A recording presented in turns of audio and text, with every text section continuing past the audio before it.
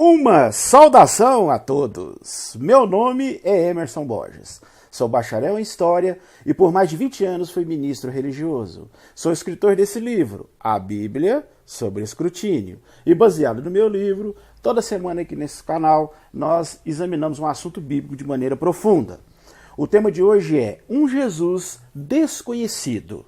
Mas antes de entrar no assunto, não se esqueça de dar um like aí no nosso vídeo. Estoura esse joinha aí de likes.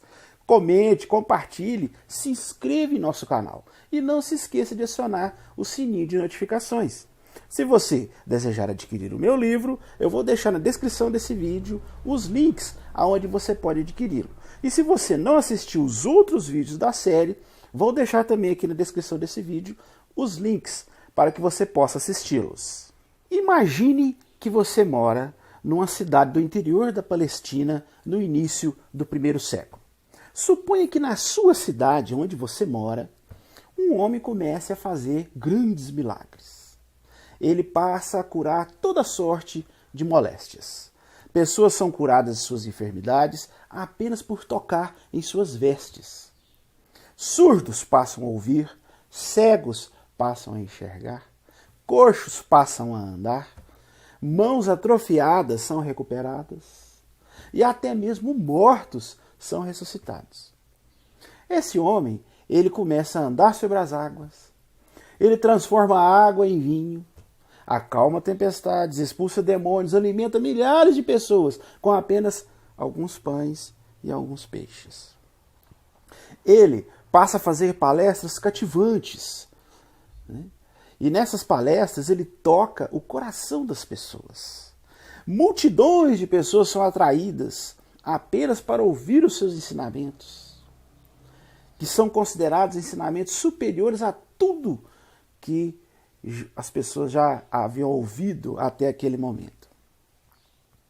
Depois de 3 anos, fazendo obras magníficas, ele vai para uma grande cidade, causa o maior frenesi nos maiores templos religiosos do mundo, durante uma festividade que atrai milhões de pessoas. Durante essa festividade, ele é preso, ele é julgado pelos líderes religiosos, ele é entregue às autoridades para ser executado. Quando ele vai ser morto, acontece um eclipse de 3 horas. E um grande terremoto faz com que a cortina do grande templo de Jerusalém rasgue de cima e embaixo. Os túmulos abrem, fazendo com que homens santos ressuscitem e saiam desses túmulos, aparecendo a todas as pessoas. Diante de tudo isso, um grande número de seus seguidores começam a divulgar uma história de que esse homem foi ressuscitado por Deus no 3º dia e ascendeu ao céu. Diante de tudo isso, como você reagiria se você vivesse lá na época e visse tudo isso? Como as pessoas em geral reagiriam? Você acha que tais eventos assombrosos passariam despercebidos? O boca a boca, com certeza, seria muito forte. Será que durante todos esses anos que esse homem estava vivo, será que nenhum historiador, estudioso de religião, cientista, poeta, filósofo, teve sequer a curiosidade de viajar até ele para ver de perto todas essas obras fabulosas? E se essas obras fossem realmente verdadeiras, eles não escreveriam sobre elas? Apesar de na época não ter os meios de comunicação em massa que existem hoje, como televisão, rádio, internet, telefone, certamente essas notícias espetaculares, se fossem verdadeiras, elas teriam se espalhado por todo o mundo mediterrâneo. Seria razoável encontrar ali alguma menção sobre esse homem impressionante em algum escrito da época, alguma inscrição em um local público, alguma carta particular, algum documento oficial, entre outros. Portanto, surge a pergunta que não quer se calar. Jesus viveu no 1º século, né, com a morte por volta ali de aproximadamente 30 de nossa era. Será que as fontes grego-romanas da época têm muita coisa a dizer sobre ele? O que você acha? Por incrível que pareça, não existe nada. Nada, absolutamente nada. Ele nunca é citado, examinado, debatido, questionado, atacado ou criticado por nenhuma das fontes grego-romanas do período. Não existe nenhuma menção sobre seu nascimento, sua vida, seus ensinamentos, seu julgamento e sua morte. Seu nome não é mencionado em nenhuma das principais fontes da época. Os escritos que sobreviveram de uns 40 observadores independentes durante os primeiros 80 anos após a morte e a ressurreição de Jesus não confirmam nada, absolutamente nada, sobre a história de Jesus. Esses autores eram respeitados, viajados, sabiam se expressar, observavam e analisavam os fatos da época. Nada lhes passava despercebido. Ainda mais algo impressionante que ocorreu durante vários anos. Eram filósofos, poetas, moralistas e historiadores daquela época e registraram os grandes acontecimentos ali daquela ocasião. Entretanto, existe um incômodo silêncio histórico sobre a pessoa de Jesus durante o primeiro século.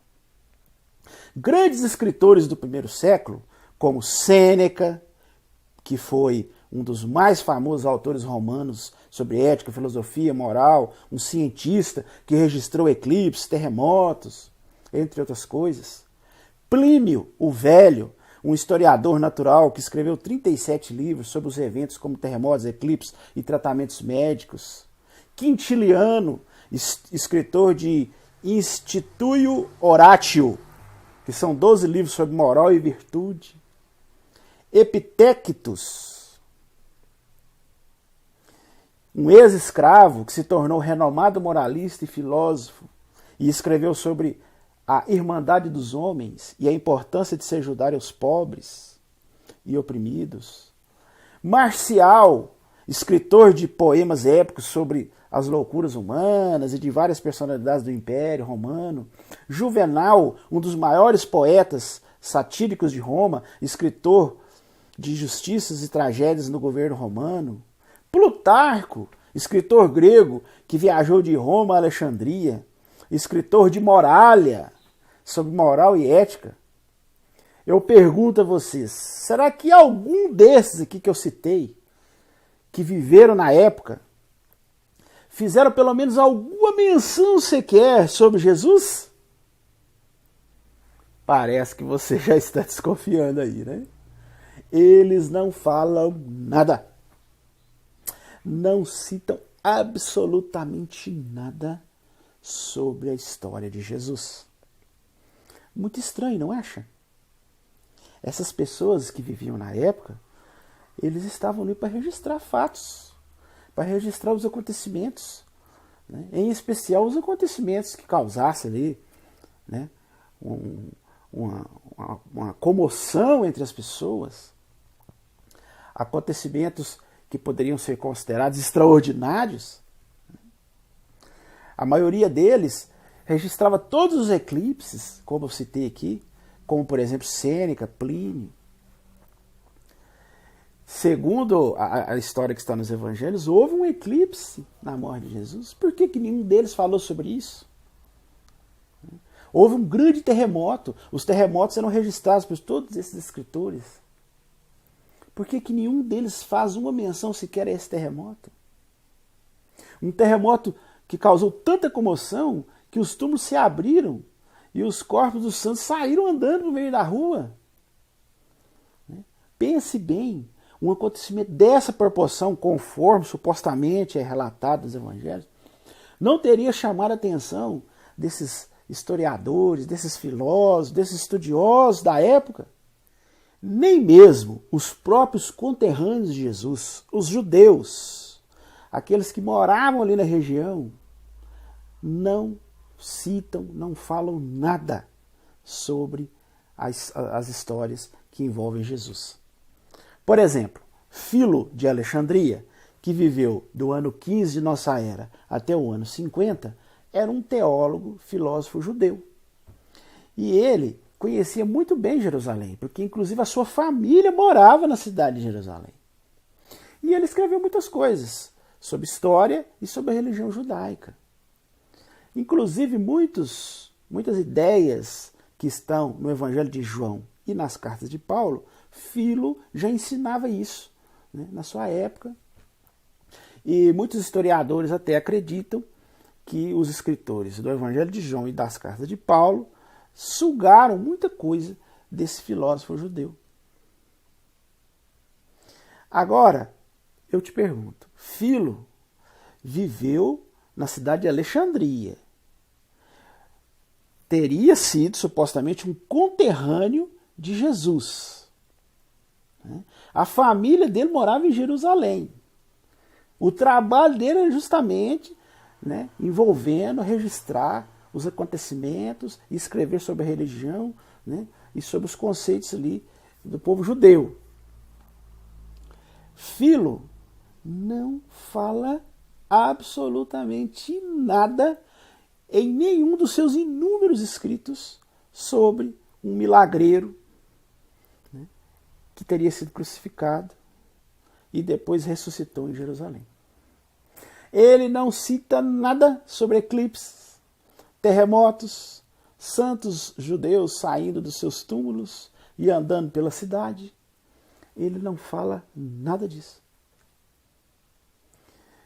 Agora pense bem, por que esse filósofo, né, que era judeu, que morava na região, que a família dele era de Jerusalém, né, que o trabalho dele era justamente registrar esse tipo de assunto, como que um homem desse, né, poderia passar sem registrar nada sobre acontecimentos supostamente tão impressionantes como os que estão registrados, né, nos evangelhos da Bíblia? O completo silêncio de Filo é ensurdecedor. É um silêncio que causa um constrangimento enorme entre os religiosos. Mas você acha que é só Filo que não citou nada sobre Jesus? Não, não é só ele não. Por exemplo, um outro grande escritor judeu do primeiro século, chamado Justus de Tiberíades, que infelizmente os escritos dele foram perdidos, mas Fótios, o patriarca de Constantinopla, ele escreveu a obra Biblioteca. E nessa obra ele comenta as obras de Justus. Esse patriarca de Constantinopla, Fótios, diz que o advento de Cristo, as coisas que aconteceram com ele, os milagres que ele realizou, ele fala que na obra de Justus de Tiberíades não há nenhuma menção sobre isso. Justus vivia em Tiberíades, na Galileia, né? E seus escritos são anteriores às antiguidades de Flávio Joséfo, datado por volta de 90 da nossa era. Portanto, é muito provável que ele tenha vivido durante ou imediatamente após a suposta época de Jesus. Agora veja bem, um dos grandes escritores judeus do primeiro século viveu na época de Jesus, vivia numa cidade próxima, ali na Galileia mesmo, né? Praticamente eram vizinhos. E ele não fala absolutamente nada sobre Jesus. É realmente impressionante como Justo de Tiberíades não menciona nada sobre Jesus. Talvez você esteja se perguntando, mas será que não existe nenhuma menção mesmo? Nada, absolutamente nada, sobre a história e a vida de Jesus dos escritores da época? Eu te falo categoricamente, eu pesquisei todos os historiadores da época, todos. Analisei todos os escritos. Da época de Jesus, do primeiro século, não há absolutamente nada. Nada, nada. Nem em fontes grego-romanas, nem nos próprios judeus, escritores judeus e poetas judeus. Não há nada. A primeira menção que surge sobre Jesus, ela já surge no longínquo ano de 112 nossa era. Jesus morreu por volta de 30. A primeira menção de uma fonte grego-romana, né, de uma fonte grego-romana, que eu estou citando aqui, surge no ano de 112 de nossa era, aonde Plínio, o jovem, que viveu de 61 da nossa era até 113, que foi um procônsul da Bitínia, da atual Turquia, quando ele escreveu uma carta ao imperador Trajano, isso em 112 da nossa era, ele pergunta o que fazer com um grupo de pessoas que eram denominados cristãos, que estavam se reunindo antes da aurora, em determinados dias ali, cantando louvores, né, a um suposto Christus. Né? Olha bem. Então, já 80 anos depois da época de Jesus. Então aí a gente já observa que o mito Jesus foi crescendo, a construção do mito, né? E nessa época já havia se alastrado, né? Já havia comunidades cristãs na época, e esse Plínio jovem, né, perguntava ao imperador o que fazer com um grupo de pessoas que estavam adorando esse Christus, que significa em hebraico, é o Messias em hebraico, né, que significa ungido, escolhido. Mas é digno de nota que nada se diz que esse Cristo era Jesus, o mestre milagreiro, que foi crucificado, que ressuscitou, né? Ou se era um Jesus mitológico das religiões pagãs ali da época, das religiões do mistério, das religiões gnósticas. Né? Então, fica uma coisa assim meio superficial. Né? Ele simplesmente citou a palavra seguidores de Christus, né? Mas não relaciona ao homem que, segundo a Bíblia, ressuscitou dos mortos, fez milagres, fez curas. Então, ele não faz uma relação específica. Então, ele cita de maneira genérica. Né? Então, não se sabe se ele estava se referindo exatamente a esse Jesus que a história dele está registrada nas Bíblias de hoje.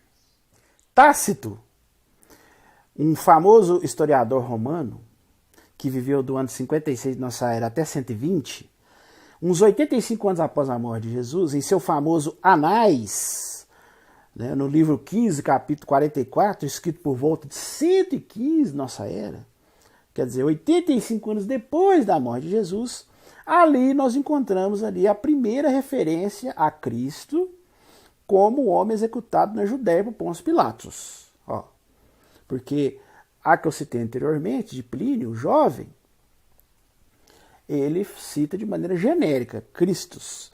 E o próprio Jesus, nos evangelhos, fala que haveria vários Cristos. Né? E a própria história também fala de várias pessoas que se autoproclamavam, né, Cristo, ou ungido, o escolhido, o Messias. Né?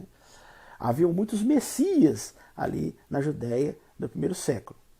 Então, a passagem de Plínio é muito genérica, podia se referir a qualquer um, mas essa de Tácito, né, já no ano 115, 85 anos depois da morte de Jesus, da suposta morte de Jesus, ele fala de um homem chamado Cristo que foi executado na Judéia por Pôncio Pilatos. Aí já é uma descrição mais específica. Né? Tácito, ele estava mencionando um incêndio provocado por Nero em Roma, em 64, e que o imperador atribuiu o incêndio aos cristãos.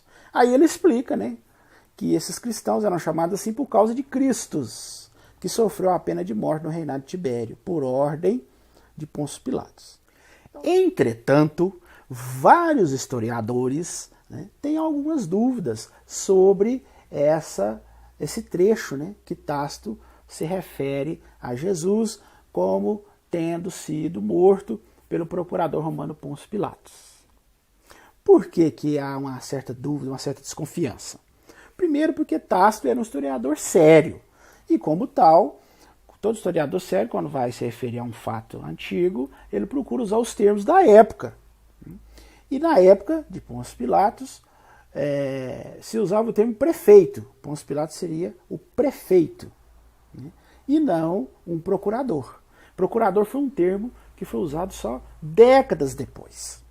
Além disso, os pais da igreja, como Tertuliano, Clemente, Orígenes e até Eusébio, né, que foram homens que são chamados de pais da igreja, porque através dos seus escritos é que a igreja foi se estabelecendo. Né? Esses homens, né, dos primeiros 300 anos dos cristãos, estes homens não citam em nenhum dos seus livros, em nenhum dos seus escritos, eles não citam em nenhum lugar essa passagem, né, histórica de Tácito. Se Tácito realmente tivesse escrito sobre Jesus, com certeza os pais da igreja iriam falar isso e de maneira exaustiva. Falou assim, ó, Jesus realmente existiu, olha aí, o Tácito, o historiador romano, né, falou sobre isso. Mas nenhum dos pais da igreja, eles não mencionam absolutamente nada sobre esse trecho de Tácito. Então, tudo isso leva a crer que esse trecho foi acrescentado, né, séculos depois, por copistas cristãos, numa tentativa de tentar criar fatos, né, históricos para dar embasamento, né, à história de Jesus. Suetônio, que também foi um grande historiador romano, ele viveu de 69 até 122 da nossa era. Né? E no ano 120 ele escreveu a obra A Vida dos Imperadores, já 90 anos após a morte de Jesus. E lá ele conta a história de 11 imperadores. E quando ele fala de Cláudio, que foi um imperador de 41 a 54 nessa era, ele diz que Cláudio expulsou de Roma os judeus, porque eles estavam causando tumulto sob a influência de um suposto Cresto. Mas aí vem a questão, quem é esse Cresto? Né? Seria o Jesus Cristo, o pregador judeu, que morreu lá em 30? Ou seria apenas um agitador judeu, mais um, né? Mais um dos muitos falsos messias, ou um Cristo mítico? Então, esse trecho também de Suetônio prova muito pouco sobre a historicidade de Jesus de Nazaré. Né? Então, conforme nós vimos essas três referências aí, né, tanto a de Plínio Jovem, que cita de forma muito genérica, fala, né, sobre... Ele escreve uma carta para o imperador Trajano perguntando o que ele tinha que fazer com esse grupo que estava ali causando um certo tumulto ali, né? E eles faziam reuniões, né? E eram seguidores de um suposto Cristo. Mas como eu mencionei, o termo Cristo é muito abrangente, que significa escolhido, né? E é paralelo com o termo Messias do hebraico, que significa ungido. Então, existia vários supostos Messias ou Cristos na época, então poderia se referir a qualquer um. Né? Tácito, como vimos, há também uma referência um pouco mais específica, mas como vimos, há muitas dúvidas sobre essa referência de Tácito. E essa de Suetônio também, ele fala de forma genérica, a gente não sabe se ele está se referindo especificamente ao Jesus, a história que é relatada na Bíblia, que foi morto lá no ano 30 e tal. Né? Pode ser algum outro Messias, suposto Messias da época, que na época existiam muitos Messias, muitos supostos Cristos. Então, uma coisa fica clara durante essa explicação que eu falei das fontes grego-romanas. Nos 80 anos após a morte de Jesus, não existe nenhuma menção sobre Jesus. E após, existe apenas essas três, que não são conclusivas, deixam dúvidas, né? E não pode ser considerado um registro histórico confiável. Né? O mínimo que poderíamos esperar, né, é que, diante de fatos de magnitude tão grande como os relatados na Bíblia que temos hoje, né, a gente teria que ter várias referências, né, porque foi um longo período também, né, foi 3 anos e fazendo obras espetaculares, né, segundo diz a Bíblia. Então, a gente teria que ter, né, vários historiadores se referindo a isso. Mas como vimos, né, há uma obscuridão total, né, sobre isso. E os trechos que tem, esses 3, são pouco informativos, né, e não falam, né, claramente sobre esse Jesus, que seria da cidade de Nazaré, que seria um Deus em forma humana, que fez vários milagres, foi crucificado e ressuscitou no 3º dia. Então, isso por si só, né, já deixa dúvidas enormes sobre esse suposto Jesus que hoje nós vemos a história nos evangelhos que temos nas Bíblias hoje. Um outro historiador que merece a nossa atenção sobre esse assunto, e que eu estudei muito também, foi sobre Flávio Joséfo. Flávio Joséfo era judeu, né, assim como Filo, que eu citei, e Justus de Tiberíades. Flávio Joséfo viveu de 37 da nossa era até 103.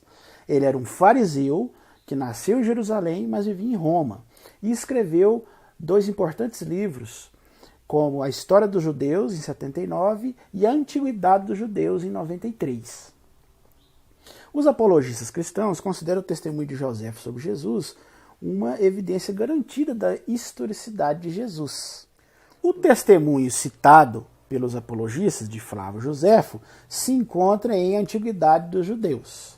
Mas, ao contrário dos apologistas cristãos, muitos estudiosos, inclusive os autores da Enciclopédia Britânica, consideram esse trecho uma inserção posterior feita por cristãos, né, para tentar dar um embasamento histórico à narrativa de Jesus. Nesse livro, Antiguidades, Joséfo escreve uma história do povo judeu, desde os tempos de Adão e Eva até a própria época de Joséfo, né? E ali, segundo os apologistas, ele menciona um trecho ali, ele menciona Jesus, né? Mas ele não fala muito sobre Jesus, não. Ele cita só 2 referências, né? A primeira, ele simplesmente identifica um homem chamado Tiago como sendo irmão de Jesus, que é chamado de Messias. Na outra menção, citada pelos apologistas, que é um pouco mais extensa, aí é que existem certas dúvidas quanto à sua exatidão.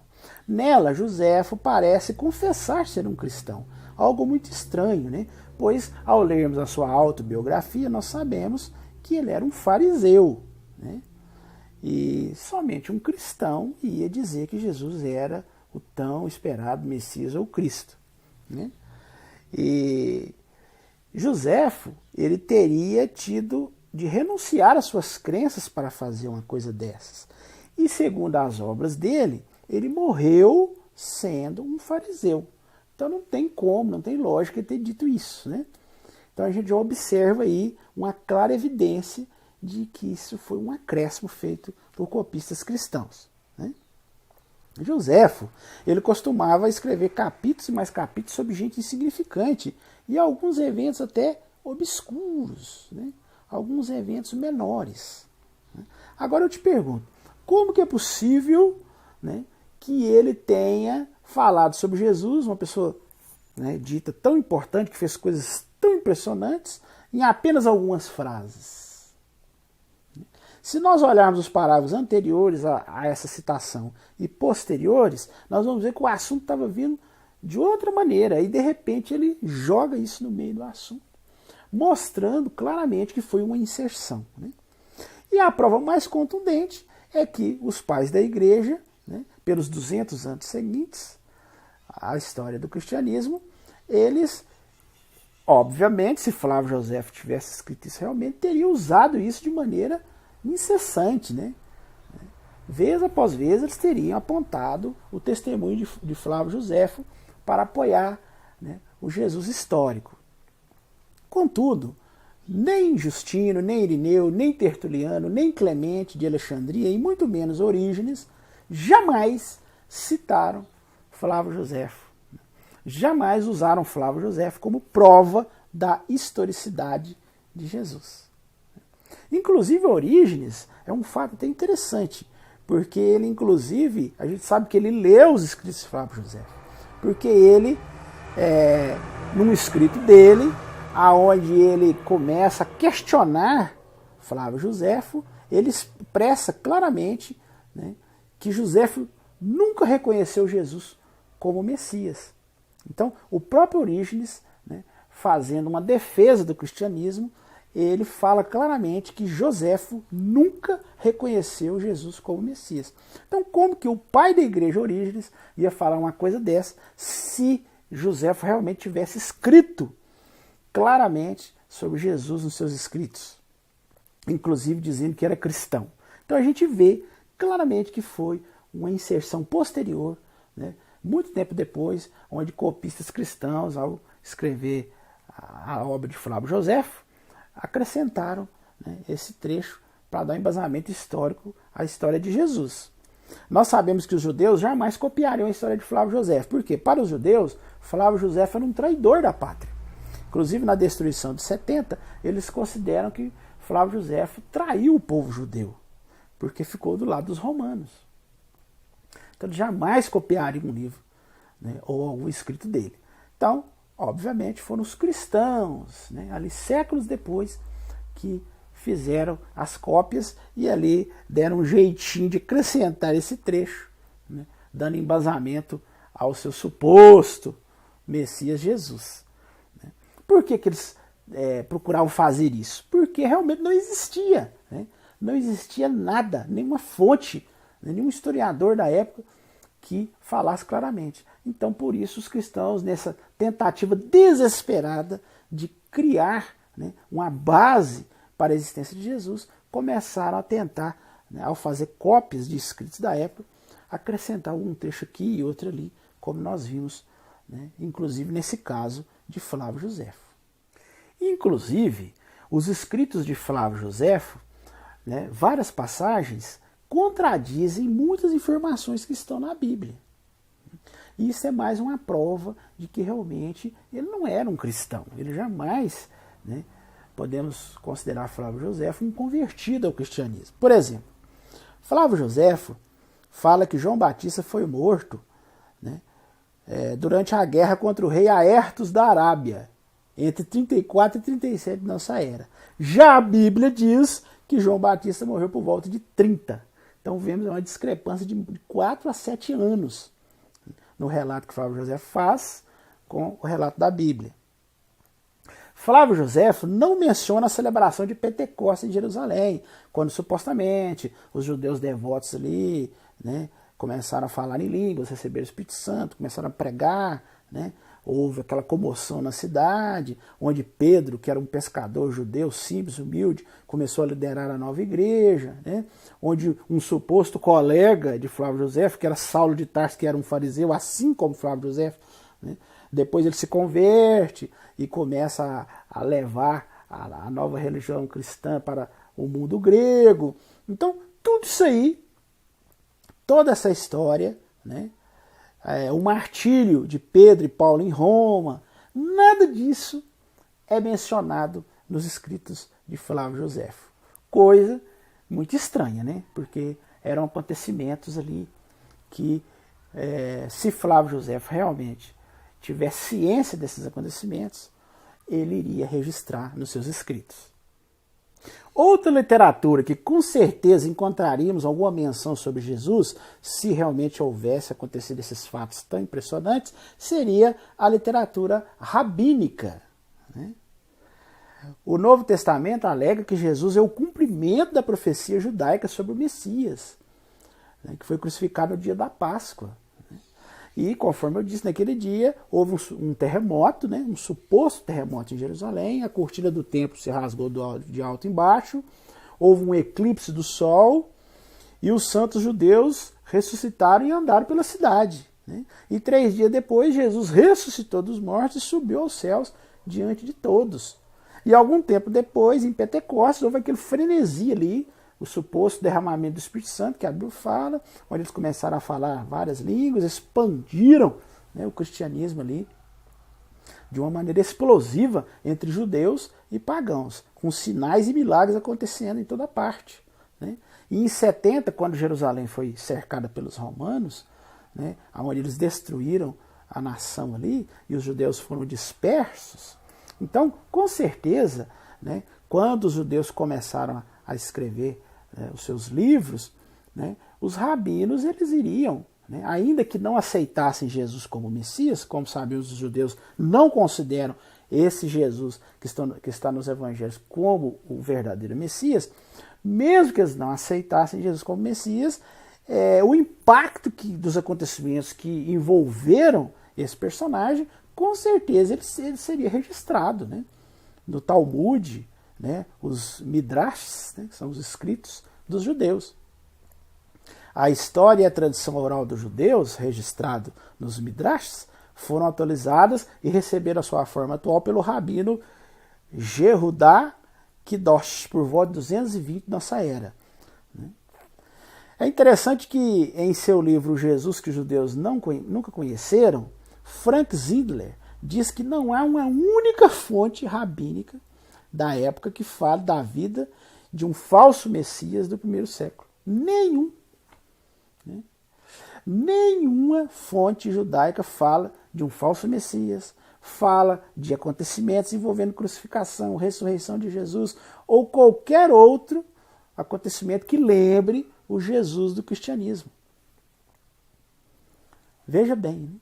Se realmente essa história aconteceu conforme narrado nos evangelhos, com certeza, nos escritos dos rabinos, haveria menção, né? Nem que seja falando contra, falando, surgiu um falso Messias e causou uma confusão danada e tal. Você acha que isso existe nos escritos dos rabinos? Nada. Não existe absolutamente nada. E é interessante também que não há locais históricos na Terra Santa que confirmem a historicidade de Jesus de Nazaré. Né? Monges, padres e guias turísticos que levam peregrinos cristãos aos locais dos acontecimentos descritos na Bíblia dificilmente podem ser considerados pessoas isentas, porque estão ali, né, participando de um comércio, né, onde é uma peregrinação, turistas vão lá, deixam dinheiro, então eles começam a criar locais que supostamente seriam os locais onde Jesus passou. Né? Mas não há nenhuma confirmação sobre esses locais, que realmente são os locais reais, né, dos acontecimentos que estão na Bíblia. Né? Por exemplo, a cidade de Nazaré não é mencionada nenhuma vez no Antigo Testamento. Pode procurar aí na sua Bíblia, nas escrituras hebraicas, no Antigo Testamento, não existe uma menção da cidade de Nazaré. O Talmud, o livro dos judeus, cita 63 cidades na Galileia. Mas você acha que cita Nazaré? Não, senhor. Não cita. O Talmud não cita a cidade de Nazaré. Flávio José, que eu já comentei sobre ele aqui, ele menciona 45 cidades ou vilarejos da Galileia nos seus escritos. Será que ele cita Nazaré? Não. Não cita essa cidade. Né? Lucas 4, 28 a 30 diz que Nazaré tinha uma sinagoga e que a borda da colina sobre a qual ela tinha sido construída era alta o suficiente para que Jesus morresse se eles realmente tivessem jogado ele de lá. Porque o relato diz que eles estavam querendo jogar ele lá do alto. Só que a Nazaré dos nossos dias, que existe hoje, ela fica no fundo de um vale, na parte baixa da colina. Portanto, não há topo de colina. Observou que interessante? Até mesmo Orígenes, que viveu de 182 a 254, na cidade de Cesareia, a umas 30 milhas da atual Nazaré, não fala e não cita em nenhum dos seus escritos essa cidade. A primeira referência à cidade surge pelo escritor Eusébio, já no século IV. Então, o melhor que podemos imaginar é que Nazaré só surgiu depois do segundo século. Então, essa falta de evidência histórica parece ser a explicação para o fato de não haver nenhuma menção de Nazaré em nenhum registro de origem não cristã. Ou seja, Nazaré, gente, não existia na época de Jesus, no primeiro século. Igualmente, as provas da existência de outras cidades significativas citadas no Novo Testamento, como Carfanaum, que é mencionada 16 vezes no Novo Testamento, e Betânia, ou o Calvário, se analisados diante das evidências históricas e arqueológicas, se mostram, assim como no caso de Nazaré, fracas e até mesmo desmentem as Escrituras. Mentes críticas e objetivas se destacam por procurar confirmação imparcial dos supostos fatos. Quando uma única evidência disponível de um acontecimento ou dos seus resultados é não apenas questionável, mas suspeita, mas também aquilo que os divulgadores do acontecimento querem que você acredite, convém desconfiar. O fato é que os escritores judeus, não cristãos, gregos e romanos das décadas que se seguiram à suposta crucificação e ressurreição de Jesus, nada dizem sobre alguém chamado Jesus de Nazaré.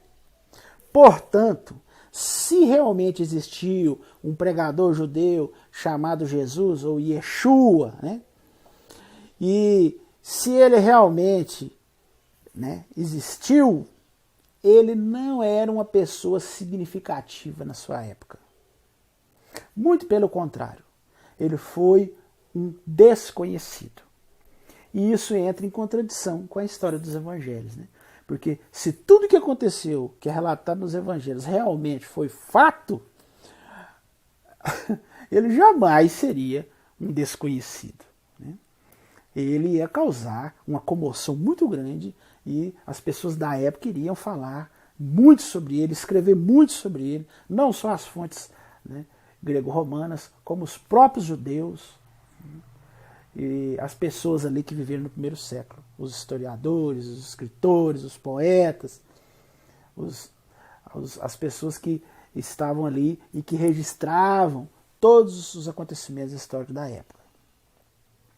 Portanto, nós aqui nesse estudo, não estamos aqui discutindo se Jesus existiu ou não, né? Porque a questão é essa. Muitos falam, Jesus não existiu.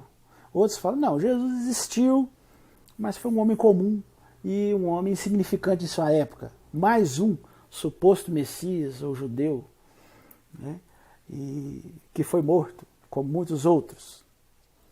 Bom, isso aí os historiadores ainda estão debatendo. Agora, uma coisa que é consenso entre os historiadores é o seguinte: acreditar que existiu uma pessoa no primeiro século, né, que nasceu de uma virgem, fez todo tipo de milagre, transformou água em vinho, andou sobre as águas, multiplicou pães e peixes, né, e as pessoas eram curadas só por encostar nas suas vestes.